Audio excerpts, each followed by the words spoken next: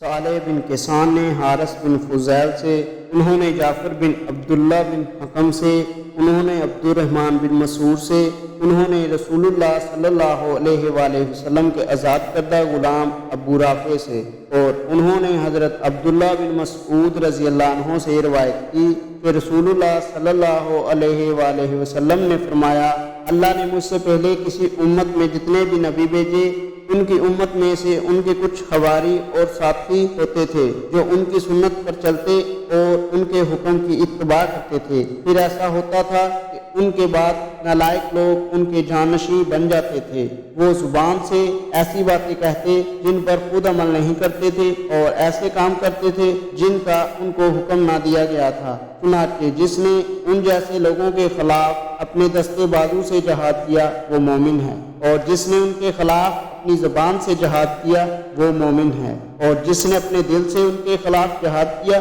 وہ بھی مومن ہے، لیکن اس سے پیچھے رائی کے دانے برابر بھی ایمان نہیں ہے۔ ابو رافع نے کہا، میں نے یہ حدیث عبداللہ بن عمر رضی اللہ عنہما کو سنائی تو وہ اس کو نہ مانے۔ اتفاق سے عبداللہ بن مسعود رضی اللہ عنہ بھی مدینے آ گئے، اور وہ ایک نہ مدینہ کی ایک وادی ہے میں ٹھہرے۔ عبداللہ بن عمر رضی اللہ عنہما نے مجھے بھی ان کی عیادت کے لیے اپنے ساتھ چلنے کو کہا، میں ان کے ساتھ چلا گیا۔ ہم جب جا کر بیٹھ گئے تو میں نے عبداللہ بن مسعود رضی اللہ عنہ سے اس حدیث کے بارے میں پوچھا تو انہوں نے مجھے یہ حدیث اسی طرح سنائی جس طرح میں نے عبداللہ بن عمر رضی اللہ عنہما کو سنائی تھی۔ صالح بن کیسان نے کہا، یہ حدیث ابو رافع سے براہ راست بھی اسی طرح روایت کی گئی ہے۔ صحیح مسلم حدیث نمبر 179۔